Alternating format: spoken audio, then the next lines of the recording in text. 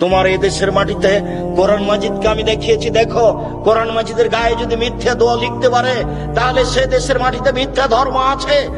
এক পৃষ্ঠা দোয়া আমি আব্দুর রাজ্জাক বলেছি, কিয়ামত পর্যন্ত কোনদিন যদি এই দোয়া রাসূলের দোয়া বলে প্রমাণ হয়, সেদিন আমি আব্দুর রাজ্জাক বিন ইউসুফ আর জাতির সামনে কথা বলবো না। আমি 20 বছর থেকে, আমি 1990 সাল থেকে 30 বছর থেকে চ্যালেঞ্জ দিয়ে আসছি, এখন পর্যন্ত কোন মায়ের বেটা দাঁড়ায় না। আব্দুর রাজ্জাক সাহেব, কোরআন মাজিদের শেষ দোয়াটি সত্যি নবীর বলা দোয়া, এই কথা কেউ বলতে সাহস করে না।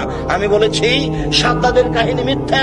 কেউ যদি সাদ্দাদের কাহিনী প্রমাণ করতে পারে, আমি সেদিন থেকে জাতির সামনে বক্তব্য দেব না। আমি বলেছি কোরআন মাজিদ বলতে হবে, কোরআন শরীফ নয়। কেউ যদি কোরআন শরীফ প্রমাণ করে দিতে পারে, আমি সেদিন থেকে জাতির সামনে বক্তব্য দেব না। আমি জাতির সামনে বলেছি যে আল্লাহর নবী যে রাস্তা দিয়ে হাঁটতেন, সে রাস্তায় বুড়ি কাঁটা পুঁতে রাখতো। একদিন নবী